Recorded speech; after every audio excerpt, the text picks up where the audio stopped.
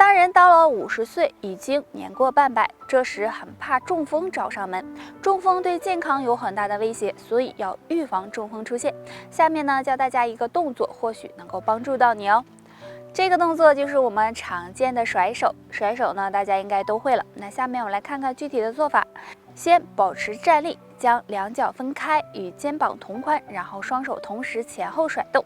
当甩动到后面的时候，要用点力气，前面甩用3分力就行，速度呢不要太快，每天甩5到10分钟。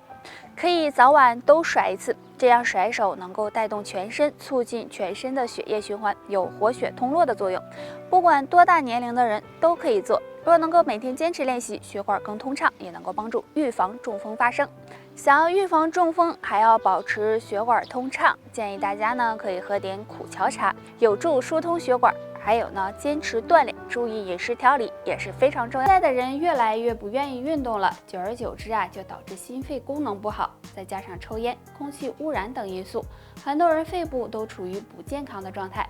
肺不好的人通常会有3个变化，大家可以对照看一下。变化1：早上起床频繁咳嗽。很多人早上起床后会有频繁咳嗽的问题，尤其是长期吸烟的人，出现这种情况就要考虑可能是肺部受损了。除了早上，晚上睡觉时也会不断咳嗽，这时需要尽早检查。变化2：手臂酸痛。如果干活比较多，手臂可能会出现酸痛的情况，那这种情况休息一下就会缓解。但如果不是手臂无缘无故的出现酸痛，这也可能是肺部受损的信号，尤其是晚上睡觉时，疼痛会特别明显。变化3：皮肤干燥。中医认为肺主皮毛，如果肺部出现问题，那么皮肤可能会变得干燥、暗淡、没有光泽，同时还可能会有鼻子出气不顺畅的情况。若你有这种情况，也要提高警惕。那肺不好的人要多注意调养，平时注意少熬夜、少抽烟，多吃一些清肺润肺的食物，比如百合、金花等。还有保持一个好的心情，对肺部都有保护。现在是秋季了，天气呢比较干燥，这时我们的肺部就很容易受到伤害。那该怎么养肺呢？不妨常用下面2物泡水喝，有很好的清肺化痰的功效。第一种，百合花。说到百合花，大家第一印象都是它长得非常好看。其实百合花有很高的药用价值，是很好的清肺补气的食物。肺部不好的可以呢用百合花泡水喝，能够滋润我们的肺部，有润肺止咳的作用，能够帮肺部做个大扫除。第二种，罗汉果。罗汉果相信有些人不太熟悉，罗汉果又叫金不换，营养价值非常高，其中含有丰富的葡萄糖、果糖以及多种维生素。肺不好的朋友也可以用罗汉果泡水喝，有很好的润肺止咳、清肺化痰的作用。平时比较容易上火、喉咙痛的人都可以用罗汉果泡水喝。肝不好的人早上起床后可能会有2种表现，大家要多留心。第一种表现，浑身乏力，没有精神。经过一晚上的休息和调整，早上起来应该是精神充沛的。但如果出现浑身乏力、没有精神，就可能是肝血不足了。那肝血不足会影响肝脏的健康。第二种表现，尿液发黄。正常情况下，尿液应该是淡黄色的，但如果早上起床后尿液是深黄色，排除是上火的情况，就要小心肝脏的健康了。因为肝脏不好，胆红素的代谢会受到影响，这样进入血液增多，尿液颜色就会发黄。肝脏不好的人可以多用一种水果皮泡水喝，那这种皮呢就是柚子皮。没事的时候可以将5到10克的柚子皮用沸水冲泡，等到水温适宜了再进行饮用即可。柚子皮含有很高的营养，具有润肺清肠、疏肝降火、养肝护肝的作用。火旺是生活中常见的，如果肝火旺盛，要从平时的饮食和生活作息进行调理。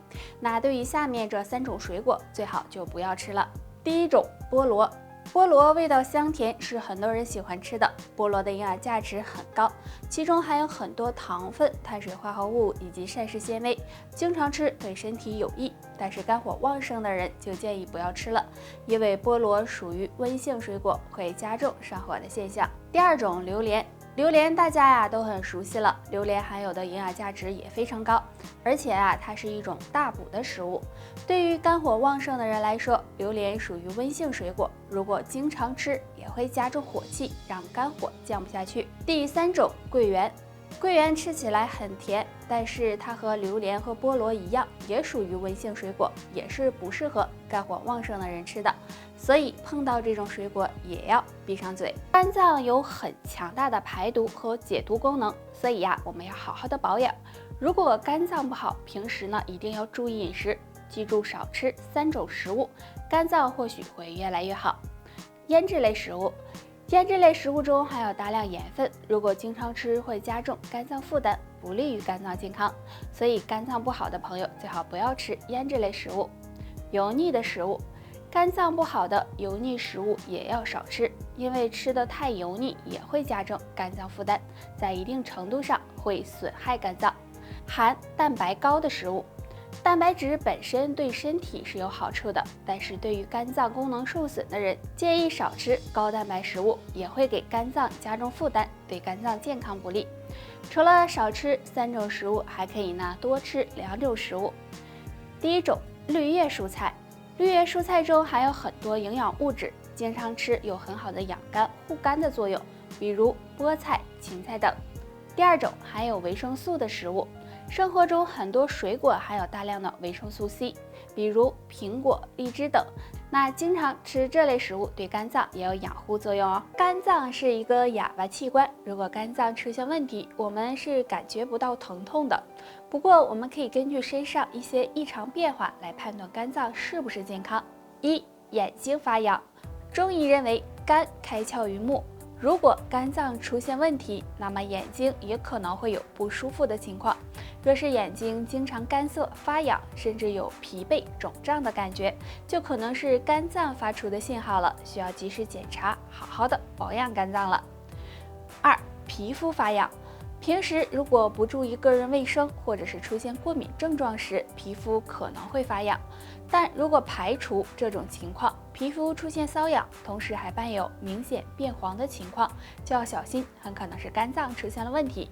因为肝脏出现问题会影响排毒和解毒功能，如果体内毒素没有办法及时的排出去，就会堆积在体内，这样皮肤也会受到影响，所以大家要注意。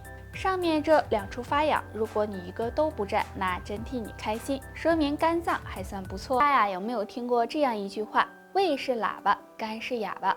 当胃痛的时候，你是有感觉的，但是呢，没有人会说肝疼。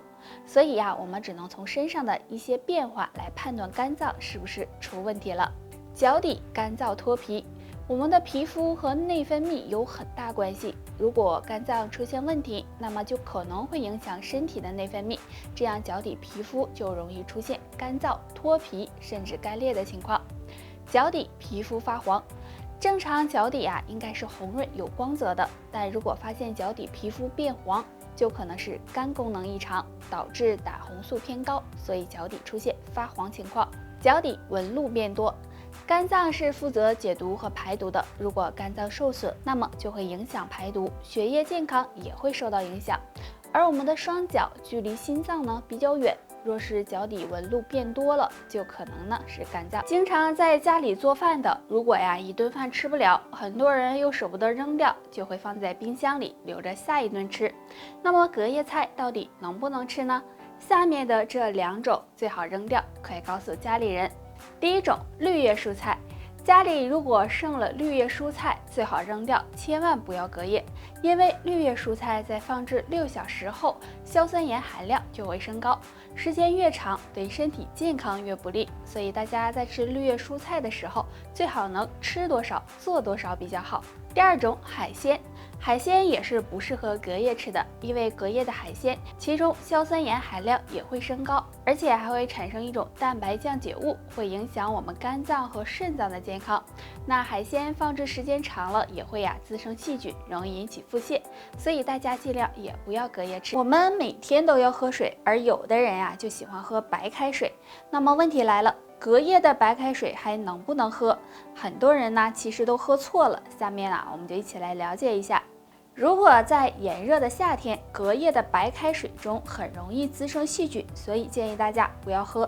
但如果是正常的环境，温度不是很高，那么隔夜的白开水中可能会繁殖一些微生物，但是对身体影响不大，只要水没有变质，没有受到污染，还是可以喝的。还有就是放在水壶中的凉白开也是可以放心喝的，但放在水杯中的就要注意了，最好不要喝。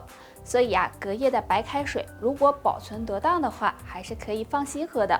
那提醒大家，白开水放置的时间呢，最好不要超过3天，最好当天烧开的水当天喝。还有保存的时候最好盖上盖子，以防受到细菌的污染。好了，本期内容到这里就结束了，大家还有什么疑问或者是建议，可以在评论区给我们留言，我们下期再见吧。